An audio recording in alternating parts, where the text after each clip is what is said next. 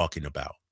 Our next guest, Michael Voepel, ESPN WNBA women's basketball analyst, Kurt Gowdy award winner. We good, Jay, with Michael? Joins the Drive guys. Michael, first of all, thanks for jumping on. You're on with Drapes and Jay. How you doing today? I'm doing well. Thanks for having me. I appreciate it. Yeah, no problem. Thanks for coming on. We were just talking about Caitlin Clark and Angel Reese and sort of likening it to Bird Magic. It seems like it's become so much more than basketball with these two, especially when I look at, Caitlin Clark, and I put it in our text chain with the guys the other day. It's anything she does is magnified, whether it's good, bad, or ugly. Can you just speak to, just these two women coming into the league and the impact they've had on women's basketball? It's really tremendous. And I thought what you said is so meaningful because I can't figure out why people can't just embrace both these players. I get that there's, people have their favorites between the two of them, but they're doing amazing stuff as rookies. And I don't remember, and I've covered the league since the very beginning, where midway through a rookie season for two players, you're saying, I bet these players are going to finish at the top of a statistical category by the time they're done. And that's rebounding for Angel and assists for Caitlin. You already see these two being elite at those skills.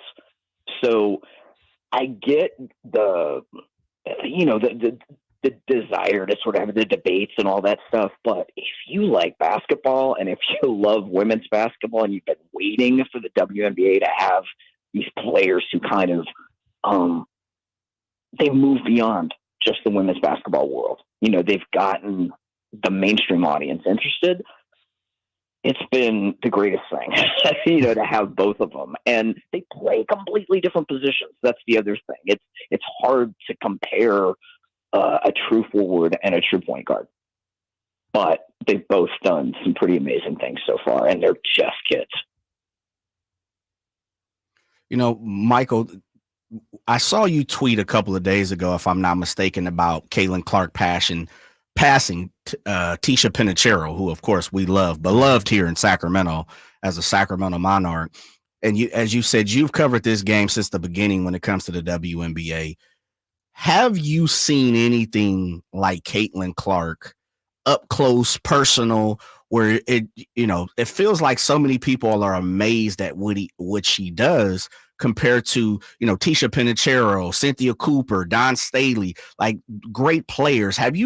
Can you assimilate her game to someone that you've seen? I think I've thought almost since her freshman year, she was the combination of Sue Bird and Diana Taurasi. Having that scoring ability, that great 3-point shooting ability that Diana has, and a little bit of the moxie of Diana. And then the court vision and the desire to really make her teammates better that Sue is famous for.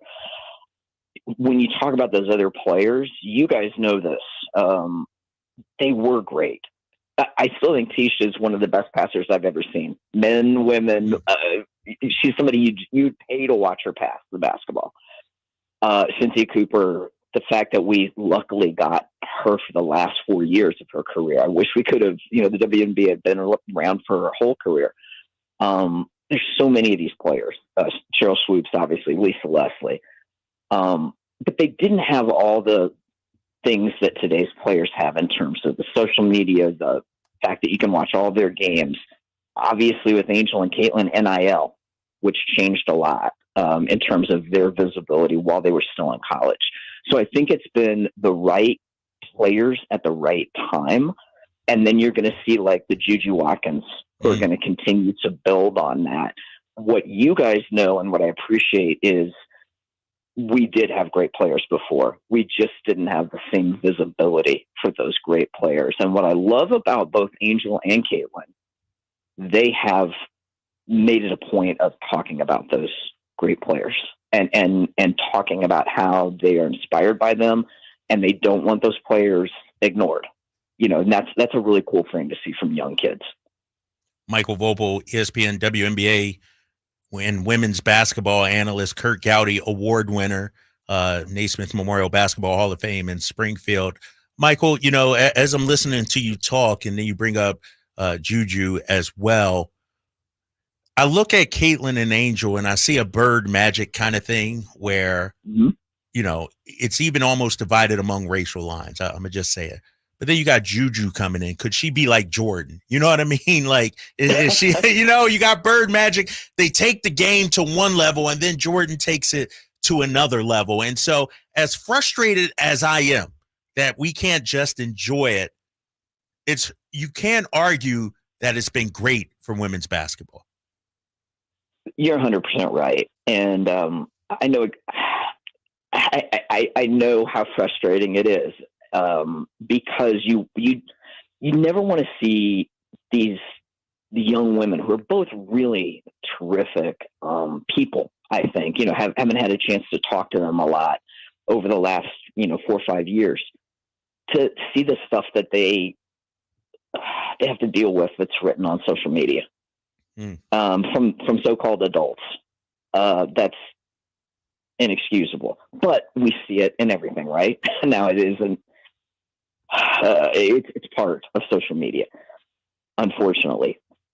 But I do think that what we're going to see over the next few years is more and more of these players who really have their own brand built up, and people are really interested in them and then able to follow them in the WNBA.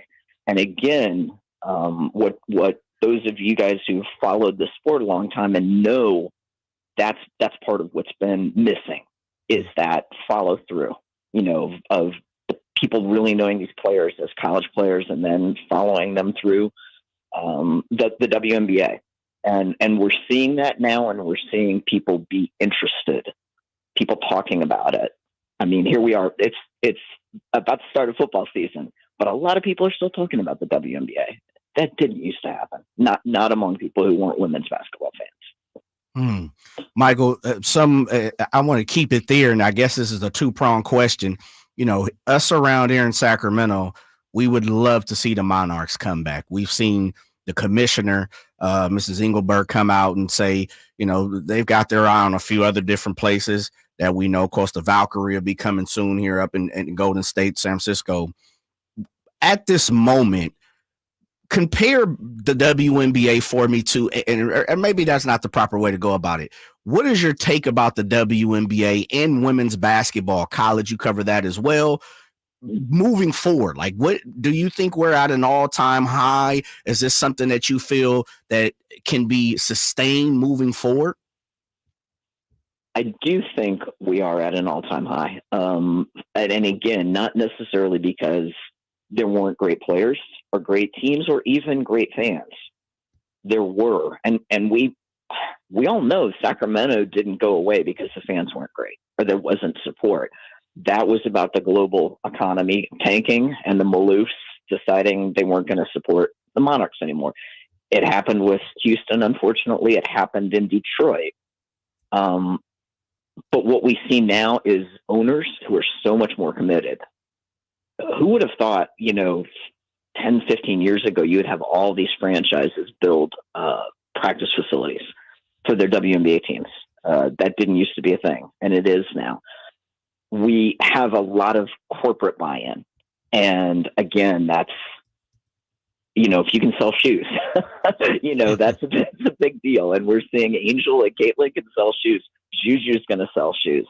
So it's all those things that I think have made the women's game more popular. But it's also the fact that you have more mainstream media who are interested or giving the game a chance. And I think fans, if they see something they're interested in, they're going to follow it. And they like what they see from these young players. And that's cool. I miss Sacramento. It's one of my favorite places to go. And I wish the Monarchs were still there. I mean, I still miss them. I miss Houston. But the importance of the Monarchs franchise is something that if you followed the league, you don't forget. A lot of great players went through there. It was a championship franchise. I know Golden State isn't quite the same thing, but at least there's going to be another team that's at least driving distance for fans in that area. Michael Voepel, ESPN WNBA women's basketball analyst. Michael, appreciate your time. Thanks for coming on the Drive, guys. We'll catch up with you again soon. Thanks for having me. I really appreciate it, guys. All right, great stuff right there from Michael Voepel. When we come back, we'll go back to our Kings conversation. Plus, Steve Kerr, might he be out as Team USA Olympic head coach, and who should replace him? You got the Drive, guys, with Drapes and Jay coming back on Sactown Sports 1140. Sacramento Web.